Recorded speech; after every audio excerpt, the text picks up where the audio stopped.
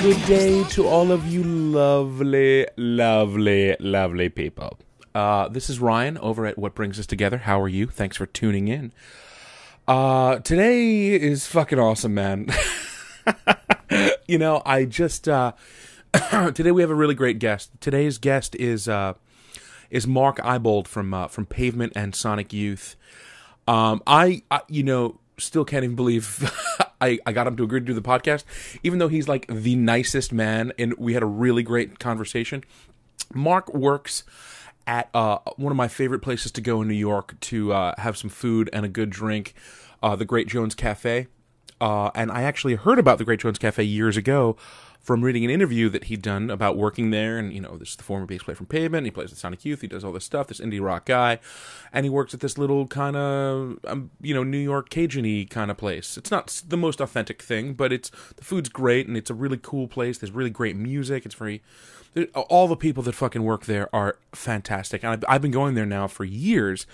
And I haven't spoken to him as much there as many other people. There's a lot of other people there who I've spent a lot more time talking to. But you know, I've acknowledged him. I had said nothing to him about Pavement until this year on Mardi Gras Day. I've been going there since 2007. Okay, it's 2014. That's a while. And, you know, I've said hello. He's ordered drinks from him before, you know, quick this and that. And on Mardi Gras Day this year, I got really, really drunk. It was the day before I was leaving to go to Savannah and South by Southwest. And I was like, dude, listen, man, Terror Twilight is one of my favorite records ever. And I have a podcast, and I'd really love to sit down and talk to you. I'm not going to pry about bullshit. You know, I'm not going to be some asshole who's like, when's Pavement getting back together, man? Like, I'm not going to do that. I really, I admire, the work you've done with both Pavement and Sonic Youth, and the fact that you're working here is really interesting. I didn't say this much. This is what I was saying in my head at the time. But anyway, he was like, oh, I don't really know, maybe. I come in all the time. I was like, okay, we'll talk about it another time. It was a crazy night. Was not the right night to bring it up. I was just wasted. I wanted to let this guy know that I really fucking love Terror Twilight, which is most Pavement fans' least favorite Pavement record. It's actually my favorite. I got into them backwards. I do that sometimes with people, and they're no exception. But anyway... so I went in there a couple more times and saw him a few more times, and, he agreed to do it, and I was like, great. And, man, we sat down today. I did this today, just a few hours ago, and I really didn't know what to expect, because we've never spoken a whole lot. But it was fucking great talking to him. He is a really great dude. Really nice guy, really smart guy. I don't know what I was expecting, but I just really... love making a connection with people I don't really know, and we had a really good talk. It was fucking awesome, and he is great, and I'm in disbelief because Pavement is really one of my favorite bands probably ever. And the fact that I for years have regularly seen a guy who is part of that. In the beginning I was like, holy shit, this is fucking crazy, this guy from Pavement, but he's just a dude, and he's a really good guy, and very much a New Yorker, and very much just an all-around great person, and it was a pleasure. So I hope you guys enjoy this. If you could go, though, to bringsustogether.com, you're not going to believe this. There's a blog, which I have been neglecting. I have not been writing as much as I want, but and getting some guests in, but that's going to change. I'm going to get some more people in for sure. So there's our blog, there's our Facebook, our Twitter. You can send me an email. I have some stuff coming up that I'm going to want to interview people who listen to the podcast. Just because I have some ideas, and I'll tweet it or do some shit, and ask you guys for some help. It's have a chance to get on the podcast and talk about a couple things for a few minutes. Obviously, it's much easier if you're in the New York area, because that's where I am. But I'll talk more about that later. So bringsustogether.com, check it out. Anyway, I hope you guys really enjoy this. This is episode 56 with Mark Ibold from Pavement and Sonic Youth and the Great Jones Cafe, and just all around awesome.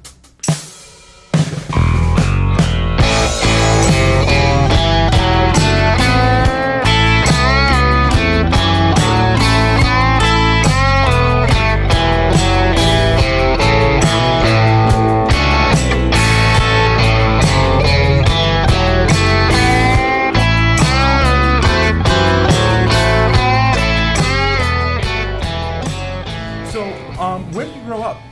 Pennsylvania. Oh, no way. You're not from California? Nope. Where in PA? Lancaster, Pennsylvania. Oh, okay. Amish country, kind of? The city that's in the middle of the Amish country. Wow. How was that? Uneventful, I guess. I mean, I didn't really. I mean, you know, I left in the early '80s to move to New York because some of my friends had moved here. Okay. And at that time, I wasn't very keen on it. But now, my parents still live there, so I go back frequently, like, you know, every couple of months or so. Okay. And now I really love it. You know. Yeah.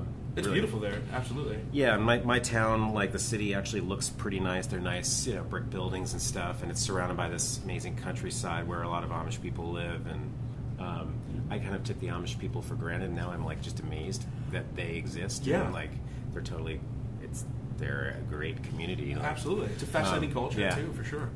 Couldn't have better neighbors. That's so, cool. I like going there. Yeah, way cool. So when you were like growing up as a child, like did you start playing instruments pretty young, or how did that start? The whole music. I've really kind of. I mean, I've always. I started buying records when I was pretty young. Yeah. Who were some of your people that you initially gravitated towards? Well, I would say that I wasn't gravitating towards stuff. I was directed by my music teacher. I said that I wanted to listen to rock and roll because, like, there were older kids that liked rock music, and my parents listened to music, rock, but pretty, you know, the Beatles and the Stones and stuff like that. Sure. But I asked my music teacher about buying records because I didn't really listen to the radio. I didn't have older siblings. Okay. And so she asked me what kind of music, and I said, well, you know, I'm kind of interested in rock. And she said, well, do you know, heavy metal or hard rock? And acid rock? And I said, acid rock. Perfect. Yeah. Didn't know what acid was. Sure. But so she told me, or suggested, Deep Purple and what else did she say? Maybe she suggested Iron Butterfly or something. But I ended up getting like Deep Purple, made in Japan. Like, awesome. That was when a lot of people were putting out like live albums. Sure. And, you know, got that. I don't know. Eventually got into Kiss and then new wave, punk rock, hardcore. And so how old were you when you started developing like musical tastes like that? Maybe, you know, junior high school. Okay. Yeah, but didn't play an instrument until I moved to New York. Well after I'd been in New York, and was just sort of into the same music as some other people, and they were like, "Oh, you know, you want to play in our band, basically." And, really? Yeah. And how old were you? What was that? 26. No shit. Yeah. That's interesting. Yeah. I didn't get a driver's license until I was 36. Well, I guess if you lived in New York, yeah, I mean, you don't really need to. That's crazy. That's amazing. So, I mean, other than your music teacher, I mean, you said you didn't have any siblings. Were there any other people that really guided you towards things at that time? No. Not really? It was all sort of by... Oh, I'll check this out because I heard this. Or, yeah. Yeah? Yeah. I mean, I like listening to music that my parents listened to, sort of, but I tended, like, when I was buying my own music, I stayed away from that. Like, I didn't really care about the Beatles or the Stones until, like, 10 years ago. Yeah. You know, it's amazing how that stuff kind of comes up later. Or I didn't appreciate them until 10 years ago. Because I just sort of went like, okay, that's what my parents listened to, so I'll listen to this. And there's also an oversaturation with that stuff so much, too. You know? But then it just became like anything that you get kind of like focused on. You know, I just started getting into buying records. I mean, I worked in record stores when I moved to New York, and, you know, got into collecting records and went to see a lot of bands. And, you know, and then after all of that, that's when I started playing. But, you know, I don't, you know, I still consider myself to be more of a music fan than a musician. That's really interesting. Considering, I mean, you played with some pretty incredible bands. I mean, that's... Yeah, but I mean, I've had the people in the bands are sort of, you know, I feel like I have a lot in common with them. Yeah, sure. I mean, some of them are better musically than me. Yeah, hey, that's wild. Steve Malkmus is a good songwriter. I couldn't do that. Steve Malkmus is an unbelievable songwriter. Yeah, no, it's a knack. Are you a book person too, man? Do you have like authors? Are you a big reader or not so much? I like to read, but I wouldn't really say that I have. I wouldn't say that I'm I'm not as into it as I am into records. Sure. But you know, I read the New Yorker. I read the Paris Review. I take book suggestions occasionally, but I don't really have favorite authors. Are you a vinyl guy? Are you into the whole, like... I still dig for records to this day and love every second of it. I'm a vinyl guy. You have something on you? I just bought a... awesome. It's not vinyl. I bought a cassette. Get the fuck out of here. Yeah. Who is this? Woods? Yeah. They're like a band from Brooklyn. Okay. They also have a label called Woodsist. Okay. Good. Worth checking out. I mean, if you like Pavement, you probably Yeah. Oh, like awesome. this. You saw... Did you like... I mean, not that they're like Pavement, but... Did you put cassettes away for a while, or are you? I did. I just got a new. I got a new old cassette player recently, and it sounded killer. Really? Yeah. So I've been buying some cassettes. Because I'm a bit of an audio person. I was like work where I work and all that, and I've worked in studios and stuff like that. And I was always, I mean, I love the sound of tape, like tracking to tape for sure. It's got thickness to it. But listening to cassettes, I don't know. I mean, I was so young, I guess, when they were a thing. I mean, I stopped listening to them in my early 20s probably. And now vinyl, it's like the dynamics are so great, and there's the bottom end and everything, and that's. I got a Nakamichi CD3. That's the name of the cassette deck. Okay. I got it on Craigslist a couple months ago, and then I got a Kraftwerk cassette at Other Music that was on sale for like $6.99. Which one was Computer World. Fuck yeah. And it sounded so amazing on my Really? stereo system that like I'm buying cassettes every once in a while That's now. wild, man. I mean, I don't know, like the process of like, you know, when they make different cassettes, I think that maybe in the 80s or 70s, or I think maybe it was the 80s, like when that Kraftwerk cassette came out, I think they actually maybe made a better quality cassette tape. I would think so. But I'm not sure like how this will compare to that. Yeah. We'll see. Yeah, man, But, that's cool. Yeah, it's just sort of fun. Also, this is like cheaper than, I mean, that vinyl was like $16.99 and this was like $9.99. So That's awesome. Yeah, I just got back into vinyl, and I'm buying turntables and like old things I used to love, and it's been a lot of fun, especially going through stores and picking and stuff. Yeah. So, I mean, before you got into how old were you when you joined Pavement? Mid-20s? No, late 20s. Late 20s. I guess I was probably like 28 or 29. Okay. Yeah. And what were you before that? Were you playing in and out of bands here in New York, or? Yeah, well, the first band that I was in was a band called Dust Devils. It was one of the early Matador releases. And we also had a record on Teen Beat Records, which was run by this a guy that had this band called Unrest in D.C. Okay. And at that time, it was a pretty small... The scene wasn't quite as big. I mean, the music that I liked wasn't appreciated by, hundreds of thousands of people. It was more of a niche thing. Yeah, it was smaller. So when we would go to shows at in the East Village or whatever, there'd be like 100 people, 200 people tops. They weren't really the music that I was interested. I mean, even like a band like Dinosaur Jr. or Sonic Youth, sure. there wouldn't be more than that many people at those shows. Yeah. So you got to know the other people that were at the shows, and some of the people that I would see at a lot of shows I became friends with and asked me to be in their band, and that was ended up being Dust Devils. So that's wild. Yeah, that's wild. And so, getting into Pavement, how did you actually join the band? You were a fan before, or was it through the Dust Devils directly? Or I actually, when the first Pavement single came out, I was a fan. But it was the same story. I mean, Steven lived in New York. Bob lived in New York. Did anyone else live in New York then? No, just those two. And, like right after that single came out, I think I met Steven because the same story. He was coming to Dust Devils shows, sure. or we would see each other at other shows. Sure. Same with Bob. And he asked me to be in I was a big fan, and he asked me if I wanted to be in the band, and I was like, sure. Absolutely, yeah. I mean, it seems like once you got in, things kind of moved relatively quickly with yeah, they exposure did. Yeah, I mean, Slanted and Enchanted had already been recorded, but it wasn't out, and I think that might have even had something to do with it. He gave me a cassette of it. I saw him like the next day and was like, "Whoa, that was great!" Yeah, sure, like of course. This is really cool. Yeah, then there was another guy in the band, spacing on his name, Rob something, who left. So there were 3 guitar players initially when they played live, and so he split, and then they decided they wanted a bass player. So they asked the Dust Devils bass player. I mean, that whole time, man. I mean, I'm a little younger. I mean, I'm 34. And that whole time, I was conscious around that time of music. I've been conscious of music for a long time, but it just seemed very. Where did you live? I'm from Long Island originally. Okay. And it was a fascinating time as far as bands, alternative quote unquote bands, getting signed. I mean, it seemed like labels were really taking chances on different types of music.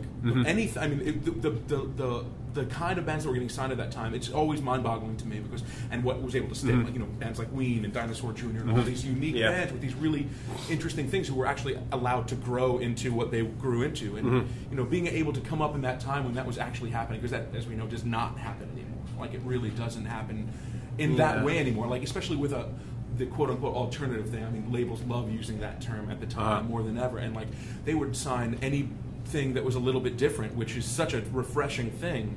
Yeah, certainly from someone who grew up when that was not happening. I mean, was that something you were consciously aware of at the time? Well, no, not really. I mean, I think that, I was, at the time, it was important to be interesting or whatever. So, sure. I mean, people were trying to do different types of things. Sure. I mean, that might still be the case now, but maybe because things are, since there are more clubs, there are more bands, maybe it's just more diluted. Yeah. I don't know. Yeah. Because it was a small scene, so this, people were interested in a pretty, they were all, a lot of the people that were in the scene that I talk about that I was in were people that were buying lots of records. I mean, one thing that was really kind of a mind blower and a great thing at the time was discovering this record store, Pure Platters, that was in Hoboken. Okay. And they carried all of these records from Australia and New Zealand, and no one had really. Those records weren't being played on the radio at the time, except for maybe on WFMU. Sure. And so it was great to go out there and to, once a week check on the Australian and New Zealand releases. And there was. People were interested in this in music from other parts of the world, right, or bands that were doing different stuff. Unique, you think, sure. So and then there were people downtown that were like booking shows that catered to that audience and that brought those bands around. And it wasn't. I don't think people were making a lot of money, right, but were selling a lot of copies of records. Sure. But I guess it was enough of a scene that bands were able to tour and, take some time off from their jobs, their day jobs. Because I think I don't think that many people were making a living being in a band. Yeah. Once you got to the second record, how bizarro was that? I mean, the fact that you guys were on MTV, you had a major single, and like that had to really catapult things into a completely different stratosphere to a certain extent, at least. I'm sure the tours got bigger, and obviously more people coming in. It wasn't a major single. I feel like I heard. I was conscious, like I said then. I just remember hearing it. Yeah. Quite a bit. I mean, in big cities, I think. Yeah, maybe you're right. Maybe it's around by New York. Yeah. It would have, it was being played on alternative radio, and then that was also sort of at the time when things were getting a little bigger for that type of music scene. Right. So, yeah, but it was our most popular song, sure, and it was played on the radio more than our other songs were. Right. But okay. It wasn't like a major single nowadays. Like that. Right. Where everybody, you hear it in stores, and a teenager in the Midwest knows about it.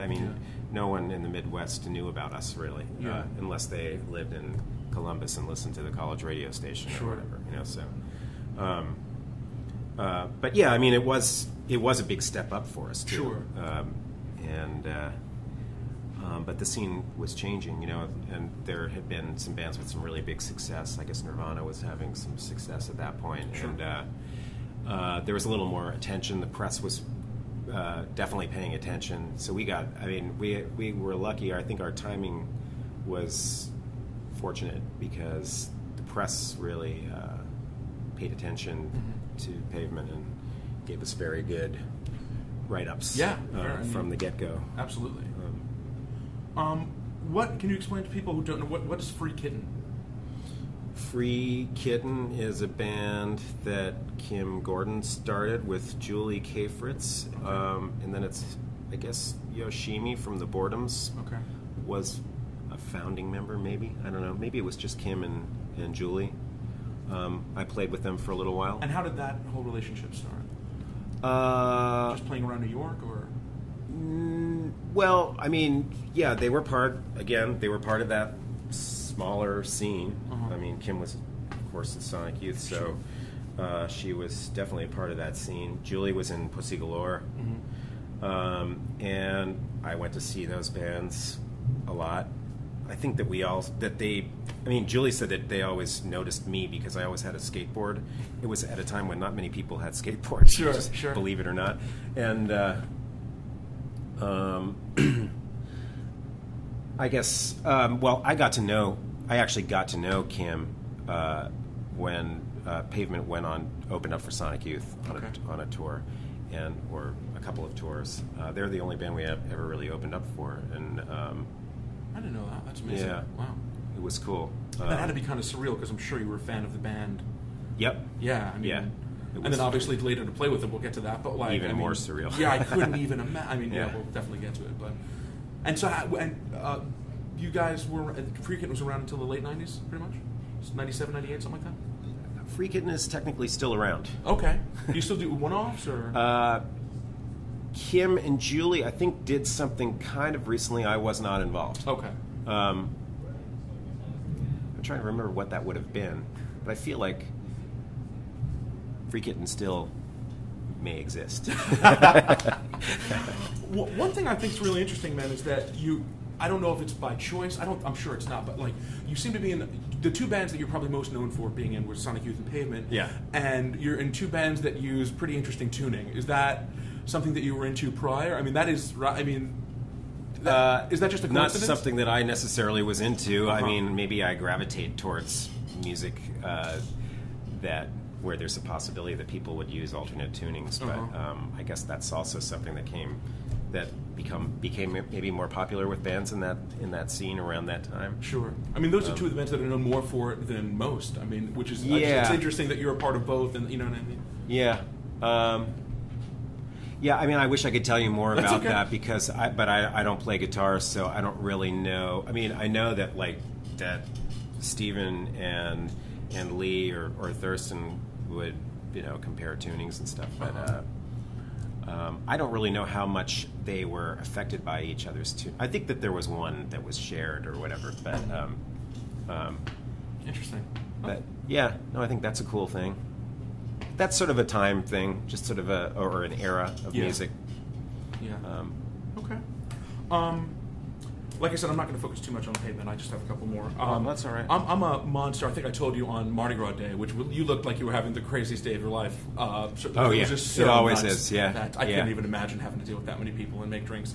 We'll get to drinks because I'm a big fan of cocktail stuff. But so the whole Terror Twilight experience and getting to work with Nigel Godrich, how was that different from the earlier experiences you had, or was it? I mean, it was different. It just seemed like we were. I don't know. To me, now I think that you might get a different answer from different members of the band about that. Sure.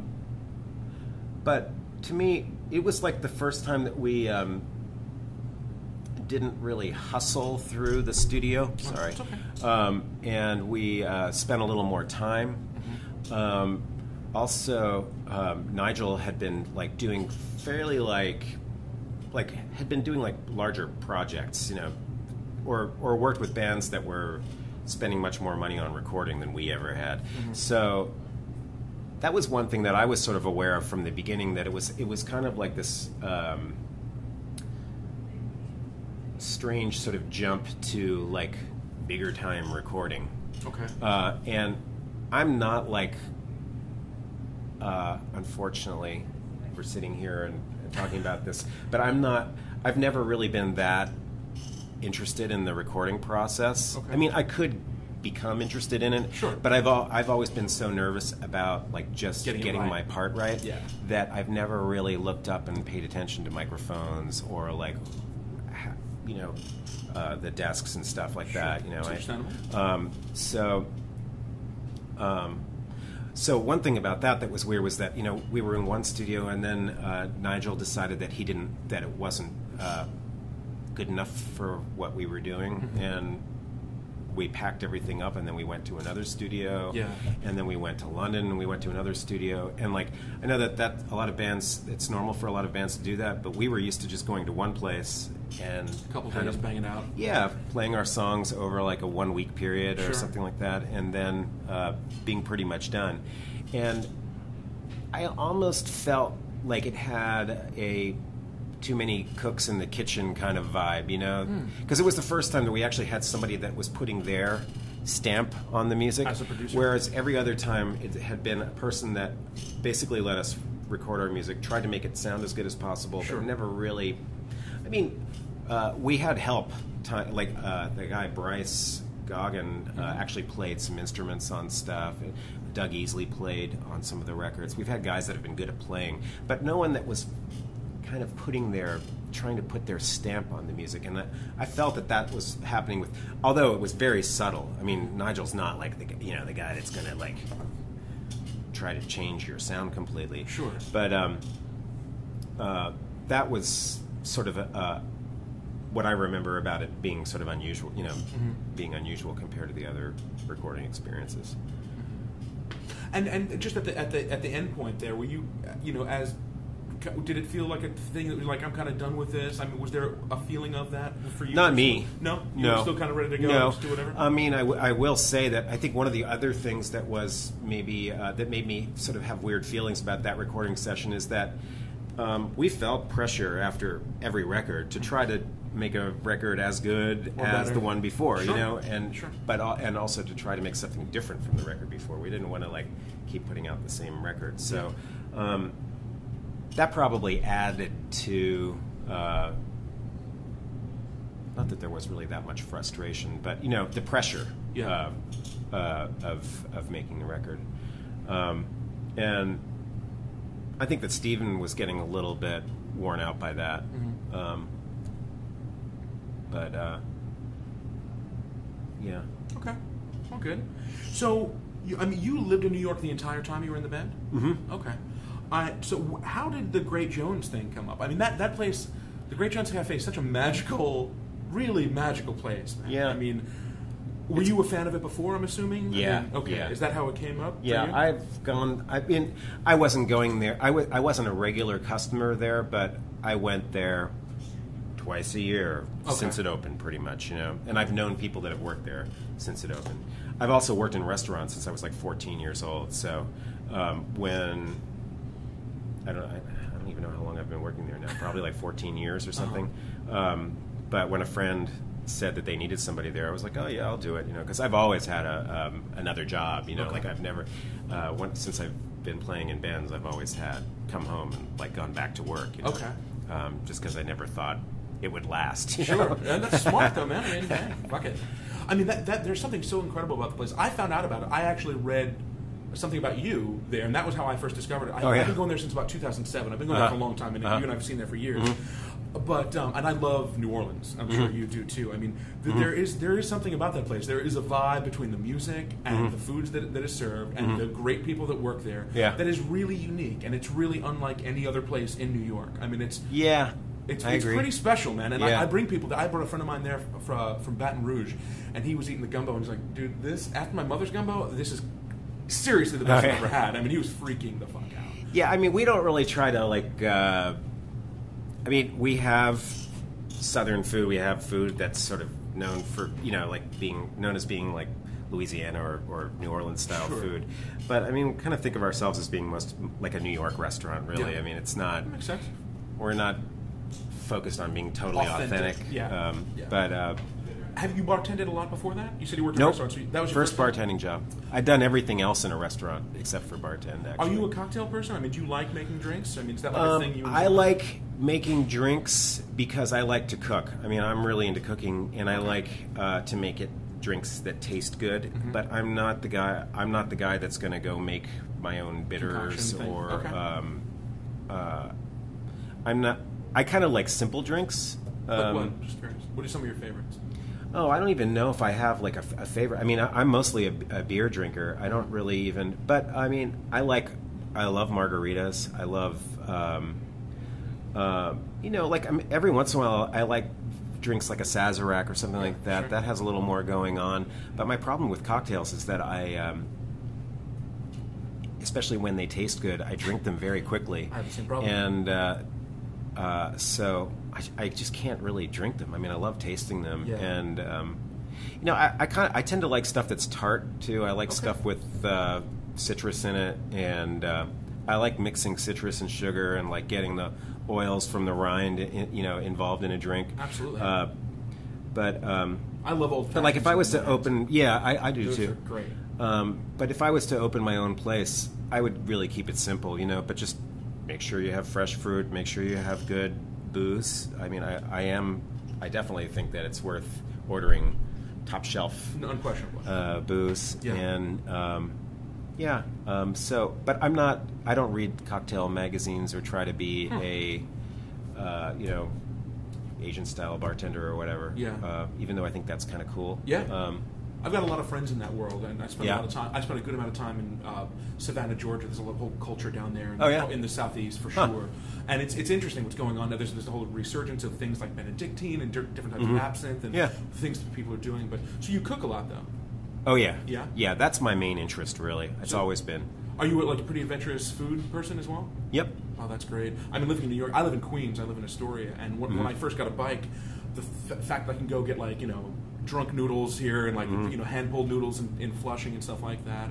I go to Astoria to buy my olive oil, and That's like very specific. Every 3 months, I go and buy about 10 liters of olive oil from. What place? I think it's called International Grocery. Oh, it's right at the Ditmars stop. Okay. It's in like a little shopping mall. There's a bakery. I know what you're talking There's about. a butcher shop. Yeah. And then there's this place. Yeah. There's also I think a pharmacy. Is it a Greek olive oil or? Yeah. Interesting. Yeah. My friend's grandparents contribute olives to the co-op that makes it. So That's awesome. I got turned on to it that way. It's not expensive and it tastes really good. So I go there and load up on it.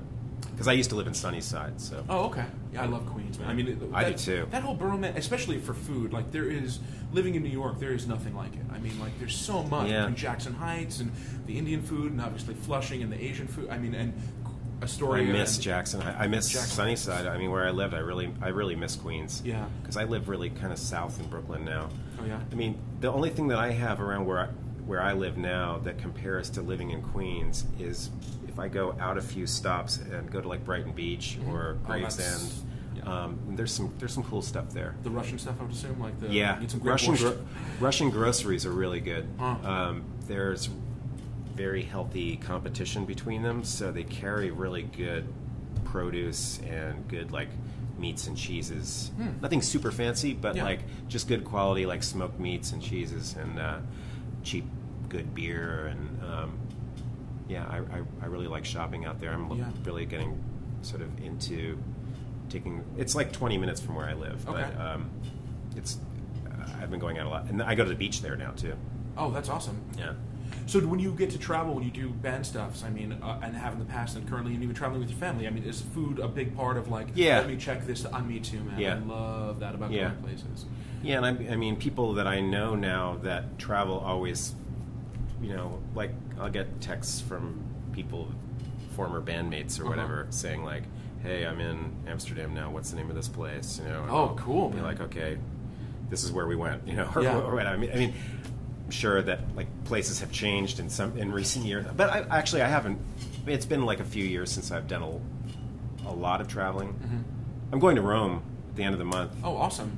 To write something for my friend's food magazine. I don't know what yet. Oh, no way! Yeah, that's it. You do like food blog stuff, or is this the first time? Or? No, I have a column that sort of started off as sort of like kind of like a joke, but it's for this food. It's like a quarterly. It's called Lucky Peach, and my friend's the editor, and I've been writing mostly about Pennsylvania stuff. And but this issue, I'm going to go to Rome and hang out with the guy that normally takes pictures with me when we also. I used to do food styling, so I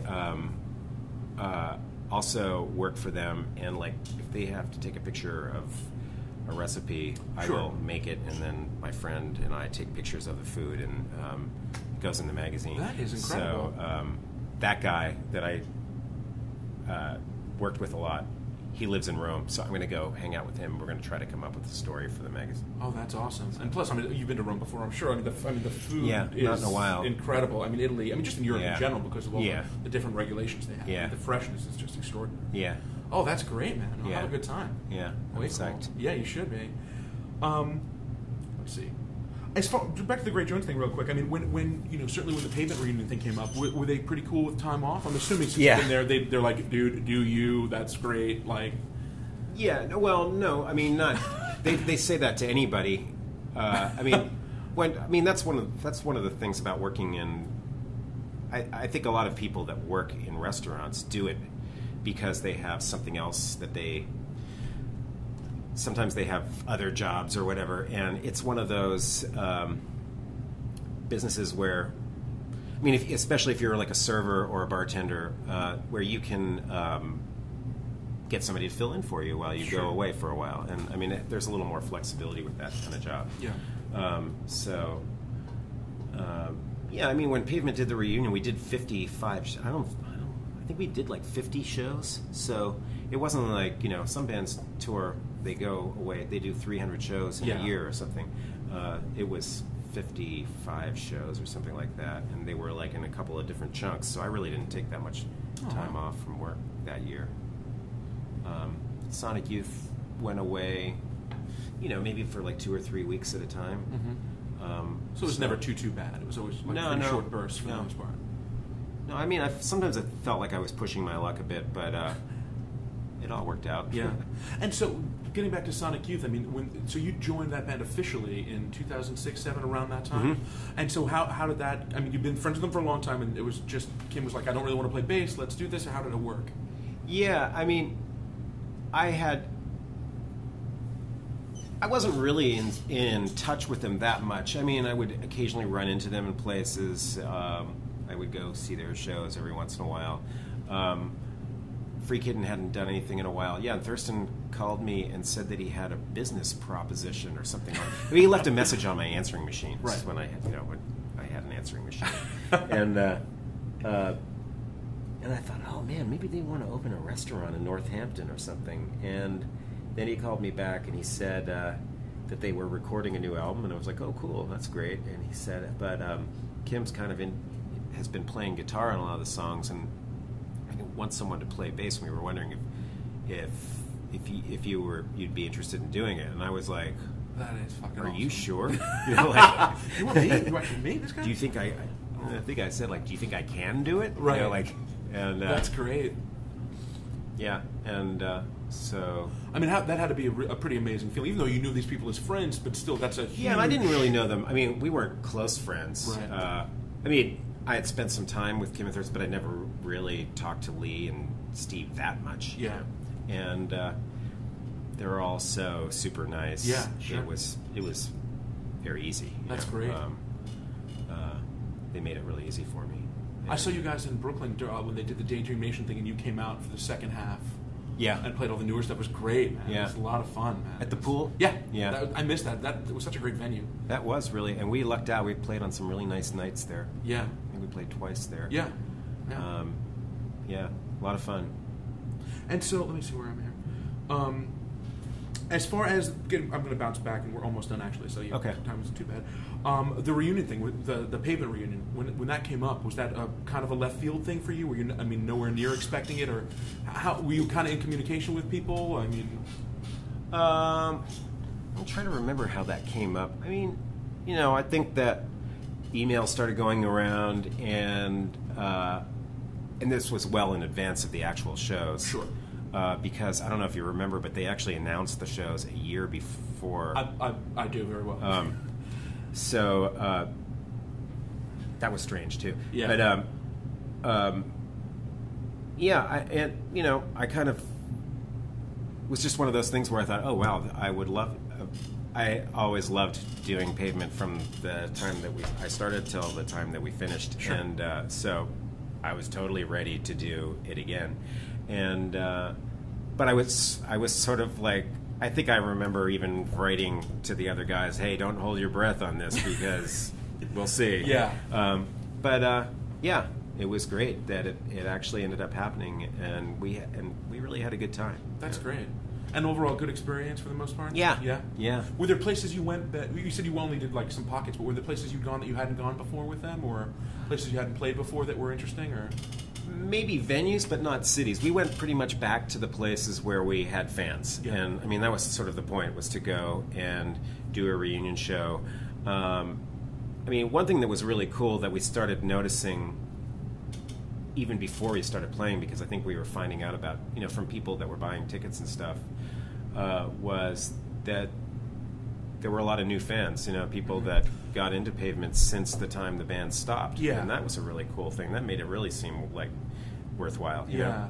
know? I'm sure. I mean, that's the thing. I mean, I feel like that band's fan base grew exponentially from the time the band ended to when you guys came back. I mean, yeah, maybe so. I mean, I don't really know how that works, or if it had to do with just the fact that the reunion thing, and our booking agent did a smart thing where he announced these shows like a year in advance for Central Park, Yeah. and then when that was sort of to test how things were going to go, and when the response was so great and they added shows, Yeah. and it ended up being, I don't even know how many shows. I think it was 5. I went to one of those. Yeah. It was fucking unbelievable. It was really fun, and Yeah. we lucked out there too. I felt like all of those shows were good, and Yeah.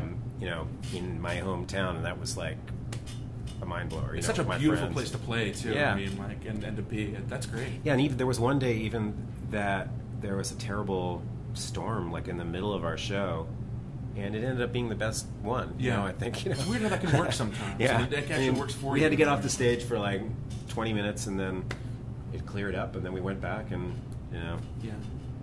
Had you pretty much stayed in touch with everybody for the I mean, I think I saw you at a Steve Malkmus show once, years and years and years before that. Yeah, well, I'm not good about keeping in touch with people, including members of my family. I mean, I do. I keep in touch with everybody, Right. but not as much as I would like to. Okay.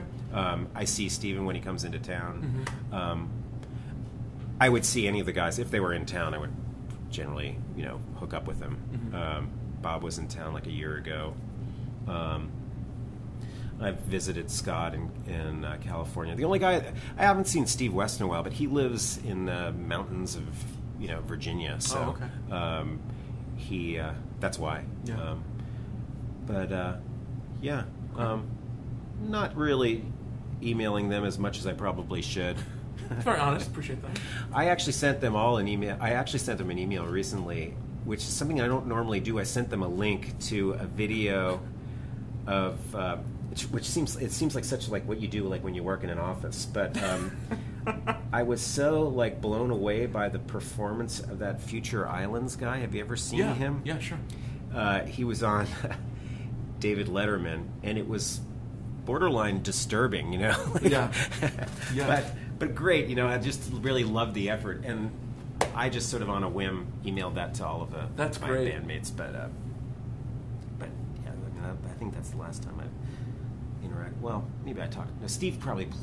Oh no, that was right before Steve played the last time. Okay. I got to hang out with him quite a bit the last time he was here. Their shows were great. I actually missed the last one. I haven't seen him in a while. I mean, I've seen him many times, and he's always great. Yeah. He's just puts such a good band together, and he's such a great guitar player, and he's Yeah. badass. Yeah. So what new music are you listening to at the moment? I know you just showed me this stuff right here, but what are some things now that are catching your ear? Is it Future Islands? Yeah, I mean, actually, Future Islands, I don't know if I would listen to their record. Okay. I liked watching that guy's performance. That band Woods, Mm-hmm. that's a pretty good record. Even new, I'm terrible at remembering like It's names okay. of things. Just but, I mean, even new old stuff. Like I like just fell in love with Robert Palmer officially, and like Oh, wow. I'm just Weird. like obsessing with his first 5 records. Are just like I just can't fucking stop. Really? Oh my god. Yeah? Oh, it's so good. It's like just it will. Lil George from Little Feat plays guitar, and he's like a great guitar player. And the Meters are his backing band on the first album. And it's like it's amazing, and his voice is so goddamn good. It's disturbing. But I mean, I listen to tons of old stuff that I find as new for me. So I mean, I don't know. Yeah, I mean, I've been kind of out of touch. I don't really go to record stores. We had a kid right after the Pavement reunion tour, actually during the Pavement reunion tour, and so since then I haven't had the time to go to record stores to hang out. One thing that I've done is I signed on for I sent a check for like $200 like once a year to Mississippi Records. Have you ever heard of them? No. They're in Portland. They reissue stuff. They're really good about reissuing like weird, like sort of lost records. Like a lot of it's international stuff, African guitar stuff, okay. or they just reissued those. Why am I spacing on what it's called? It's a gigantic box set of the Alan Lomax like folk sure. box set that came out on Folkways, or was it on? I'm not sure of the label, but I know what you're talking about. Smithsonian, maybe. Sure. But they just reissued that, and I just got that in the mail in this like giant wooden box, which is amazing. I haven't even worked my way through it yet. I don't know. I'm trying to think of like somebody in the last couple of years. I got into that guy J.J. Cale, who I didn't think I liked, and he's great. Yeah, he sure is. I thought that there was something weird about that music. That's Jay. That's John different. Cale. That's John Cale. Yeah. J.J. Cale wrote Cocaine, right? Yeah. Okay. Yeah. He wrote actually several of the songs that Eric Clapton made famous. Yeah. But his songs really sound cool. At first I had to get over a certain vibe to it, but then I really started getting into it, and it's good. I like my favorite like local band is called that I go to see pretty frequently, but they've been around for a really long time now. Is this band Endless Boogie? They play with Malcolmus every once in a while. Okay. They're friends of mine. I play with a band called Spectre Folk. I was about to ask. So, but I just missed our last recording session. How long have you been doing that? I have to find out how that went. It was on Friday. I've been doing that for. It's been a little while now, but we're all sort of in the same boat. We have like everyone has a kid or has another job. Sure. And stuff. Steve Shelley plays in it. Okay. The guy who sort of started it is his name's Pete Nolan. He's in a band called Magic Markers. That's a great band that I recommend seeing live. They're really good. They have records out on Drag City that are good too. Okay. How often do you guys play? We play I would say once every 4 months. Okay. That's including rehearsal. But we do shows here and there, and every once in a while we get together to play. But Pete Nolan lives in Northampton, and Steve is always doing other stuff. So we get together just every once in a while when we all can. Yeah, and that's the only band you play in at the moment. Mm-hmm. I mean, do you? You said you're not a big writer. You don't really sit down and write too much. I mean, you basically just play bass, so kind of just like to play. I would really. I mean, as I like playing. I like playing shows, especially. I like doing that a lot. I like being with my friends playing music. It's a great connection. At a concert, I mean, and I would actually like going to a rehearsal, but I've never been in bands that ever really rehearse. That would be fun. If I was in a band that rehearsed once a week, I think I would get a lot better at playing. Sure. And I think I would still be able to have a good time. Sure. But I've never really done that. I think I was just getting away from your question. What were you saying? I asked about any other bands you were playing, and you said no, and then I said, about writing and stuff. Oh, yeah. Yeah, so, I mean, that's sort of what I like to do. I mean, for me, it's more fun to be with my friends doing something, and it always ends up sounding good because, if you're of like minds, sure. I don't know, it seems to work out. Sure. Actually, not always. It doesn't always work out, but it's still fun kind of trying. Yeah. But yeah, then when I'm not with other people, I don't do it. I don't sit at home and practice bass. I probably should, but I don't because it's not as much fun for me. Sure.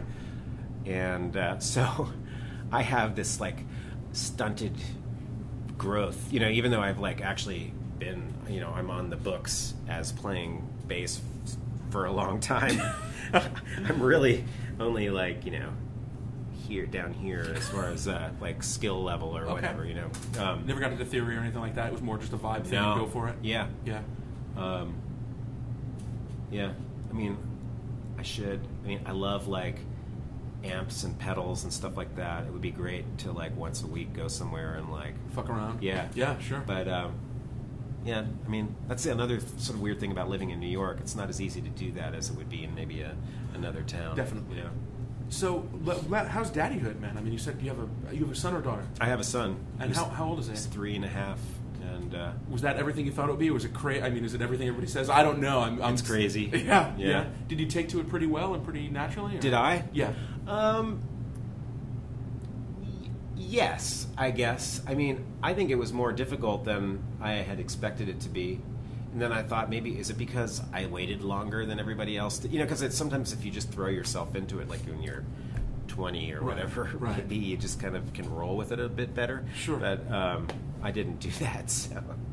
I'm kind of a creature of habit, so it's been kind of jarring to have, like, to not be able to go to record stores. Yeah. I had to basically give up going to see movies. You know, I don't see movies anymore. That was like my second favorite thing after like cooking. You know, I mean, how is it seeing life through a person that is part of you through their eyes? I mean, that's got to be some of it, I would think. Like, oh, that's great. I mean, he's great, and like check all the. There's amazing stuff that happens having a kid, and it's really great having a kid and experiencing things in such a different way than you did before. You know, like we go back to my hometown and we do all these things that I never really did before, and that's really fun. And traveling's changed, and it's in a good way. Good. Yeah, I mean, it's more expensive to travel, but yeah, that's great. I mean, he's great. And having a kid in New York, is that as challenging as I think it would be as well?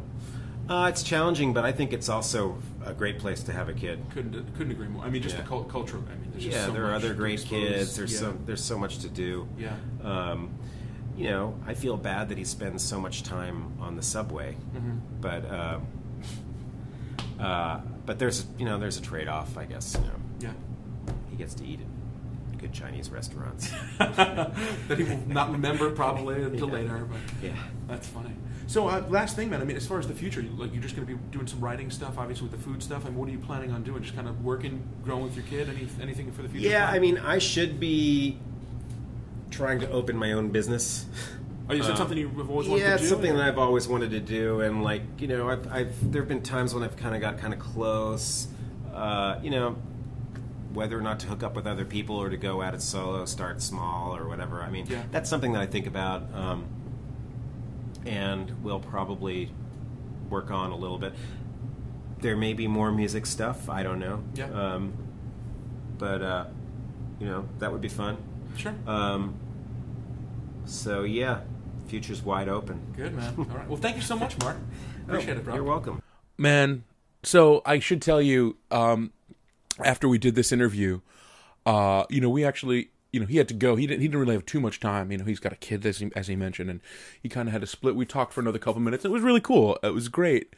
And then he split, and I stayed behind and I had a couple things I had to do. I stayed behind for about 20 minutes. And, 20 minutes later, I'm walking down the street, and I had my, I was my earbuds in, and I was listening to music or a podcast or something like that, and somebody taps me on the shoulder, and it's Mark Ibold, and I was like, dude, what are you doing? Didn't you leave like 20 minutes ago? I was like, I had to get some food for the kids. And then we went and we walked to the train together and talked all this foodie stuff for a couple minutes. He didn't have to say hello. He could have let me walk right by. He's a really fucking awesome dude, man. I really I wish that guy the best in whatever he does. And no matter what he does, he's going to be all right, because he's got a really good thing about him, and I cannot thank him enough. It was a real pleasure to have him on, and a real pleasure to talk to him, and I'm looking forward to doing it more privately, off a goddamn microphone. But, man, Mark Ibold, you are the best, man. Really appreciate it, so thank you. You all people, please check out bringsustogether.com, Facebook, Twitter, send me an email, all that hot, horny goodness, as we say, and I think that's it. So I will see you guys next week. You have a good one, and thanks for listening. See ya.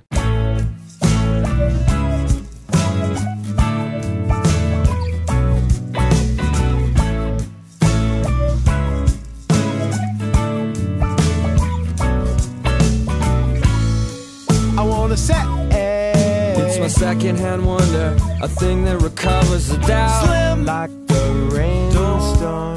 Got to do what you want, assemble and sail the slim door. It's alright to shake, to fight, to feel. Slim door. It's alright to shake.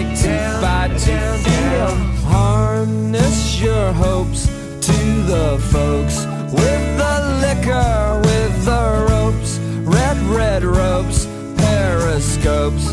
They got everything you will ever need stored under the chair.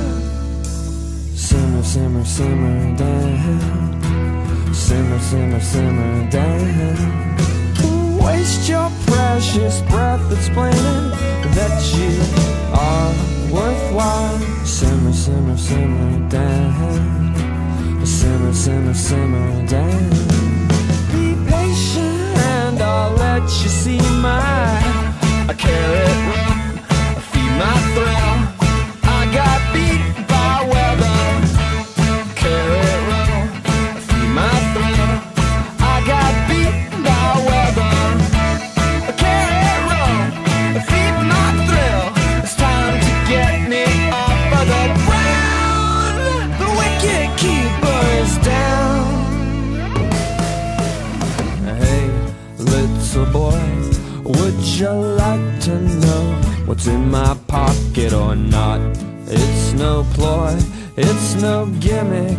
It's a chance of a lifetime to see something that's never seen by mere mortals except me and myself and sweet-eyed bees. So what do you say? Would you like to play 20 questions with me? A little Christian lie. A little Christian lie. Debating if it's time to drop the bomb on you, my dear. A little Christian lie. A little Christian lie. Let's get down to brass tacks and start it. A carrot run, feed my thrill.